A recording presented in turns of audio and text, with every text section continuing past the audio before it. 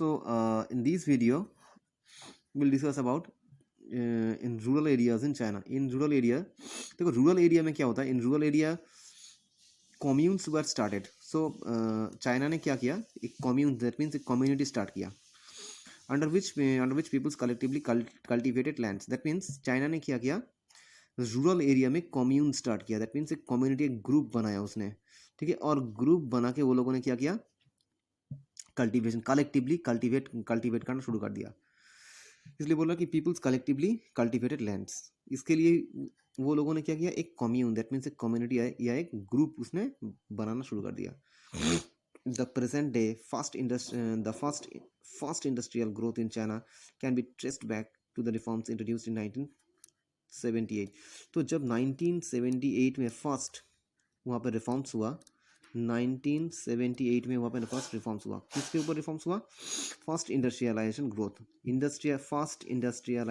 Growth लेके आने के लिए वहाँ पे 1978 में फर्स्ट टाइम वहाँ पे रिफॉर्म्स हुआ.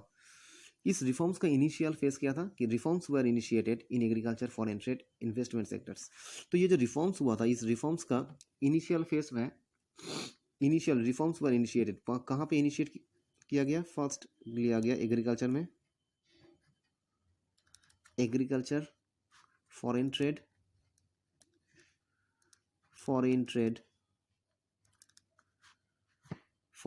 इन्वेस्टमेंट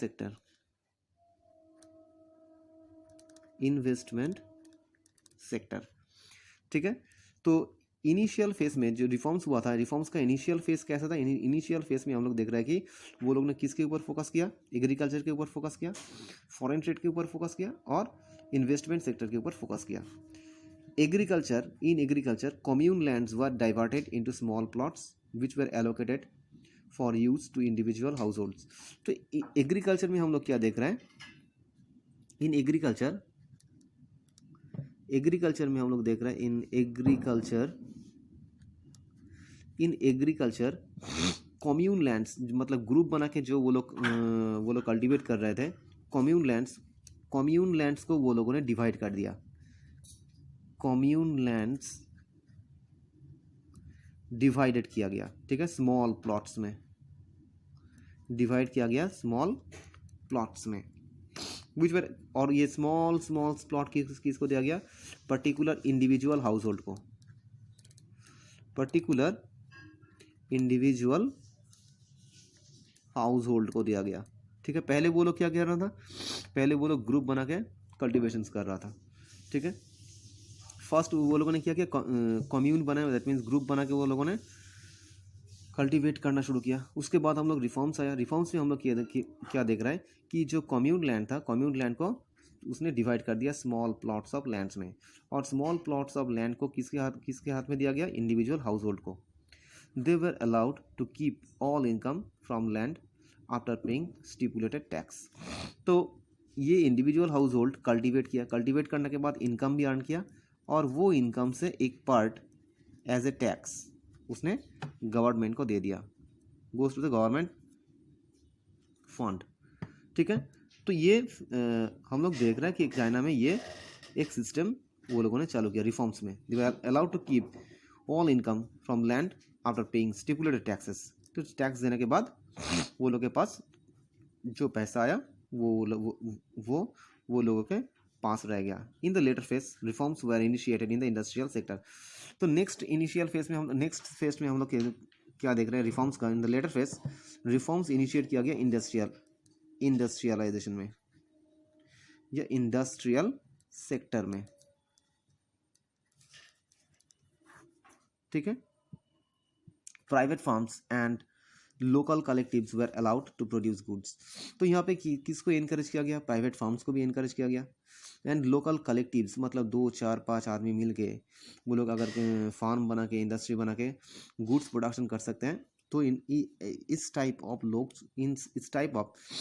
इस तरह का आदमी को यहाँ पे एनकरेज किया गया कि private farms and local collectives were allowed to produce goods. As a result enterprises owned by the government known as state owned enterprise or public sector enterprise in India had to face competition from such private sectors. तो इस as a result इससे क्या हुआ कि enterprises, एक enterprise था या एक फर्म्स था जो गवर्नमेंट से चल रहा था और एक था जो प्राइवेट से रन हो रहा था। तो इसके कारण क्या हुआ, वहाँ पे गवर्नमेंट जो या स्टेट ओन्ड जो इंटरप्राइज है, गवर्नमेंट ओन्ड इंटरप्राइज या स्टेट ओन्ड इंटरप्राइज जो है, ये एक बड़ा कंपटीशन फेस करना शुरू कर दिया, ठीक है, प्राइवेट सेक्टर के सामने। इसका एक मतलब गवर्नमेंट ओन्ड जो सेक्टर है, इसके सामने एक बड़ा चैलेंज आ गया, प्राइवेट ओन्ड सेक्टर, ठीक है, एक बहुत बड़ा चैलेंज आ गया। The reforms process also involve dual pricing. तो रिफॉर्म्स प्रोसेस में हम लोग क्या देख रहे हैं, डुअल प्राइसिंग भी देख रहे हैं। द रिफॉर्म्स प्रोसेस ने क्या इन्वॉल्व किया, डुअल प्राइसिंग भी हम लोग यहाँ पे देख रहे हैं। Under which farmers and individual units had to buy and sell fixed quantities of inputs and output at prices fixed by the government. तो यहाँ पे डुअल प्राइसिंग में हम लोग क्या देख रहे हैं, डुअल प्राइसिंग में हम लोग, ये भी क्वेश्चन आता है, dual pricing in China, what is dual pricing in China. तो डुअल प्राइसिंग में हम लोग क्या देख रहे हैं कि डुअल प्राइसिंग में फार्मर्स या इंडिविजुअल्स जो भी हैं, वो इंडिविजुअल यूनिट्स क्या कर सकता है, बाई भी कर सकता है, सेल भी कर सकता है, ठीक है, इनपुट एंड आउटपुट, ठीक है। डुअल प्राइसिंग में हम लोग क्या देख रहे हैं कि इंडिविजुअल्स या प्राइवेट या फार्मर्स हो या इंडिविजुअल या इंडस्ट्रियल यूनिट्स हो, वो अगर चाहें तो input and output purchase, that means by भी कर सकता है या सेल भी कर सकता है, बट एक फिक्स्ड क्वांटिटी में वो बाई एंड सेल कर सकता है, ठीक है, at price fixed by the government, जो कि गवर्नमेंट ने फिक्स्ड किया है। The price which is fixed by government, ठीक है। तो डुअल प्राइसिंग में हम लोग क्या देख रहे हैं, देखो एक साइड में हम लोग देख रहे हैं कि जो फार्मर्स हैं, फार्मर्स और इंडस्ट्रियल यूनिट, ठीक है, क्या कर सकता है, बाई कर सकता है या सेल भी कर सकता है इनपुट्स एंड आउटपुट्स को, बट एक फिक्स्ड क्वांटिटी में, ठीक है। और वो प्राइस कौन फिक्स्ड करेगा, वो प्राइस फिक्स्ड करेगा government, and the rest were purchased and sold at market prices. तो एक क्वांटिटी है, जो एक फिक्स्ड क्वांटिटी आपका गवर्नमेंट द्वारा फिक्स्ड किया गया प्राइस में उसे परचेस करना पड़ेगा एंड सेल करना पड़ेगा। और एक क्या है, और एक the rest of the quantities जो है, वो अगर चाहे तो वो परचेज भी कर सकता है या सेल भी कर सकता है, ठीक है, एट मार्केट प्राइस में। The rest of the quantities they can, whether it is input or output, the rest of the quantities they can purchase or and sold at market prices। तो यहाँ पे हम लोग दो तरह का हम लोग प्राइसिंग देख रहे हैं, एक गवर्नमेंट प्राइस और एक मार्केट प्राइस, इसलिए इसको बोला जा रहा है डुअल प्राइस। एक है जो गवर्नमेंट फिक्स्ड कर दे रहा है, फिक्स्ड क्वांटिटी फिक्स्ड प्राइस में आपको खरीदना पड़ेगा, बेचना पड़ेगा, और एक जो रिमेनिंग बच रहा है वो अगर वो लोग चाहे तो मार्केट प्राइस में खरीद सकता है, बेच सकता है। In order to attract the foreign investors, special economic zones were set up।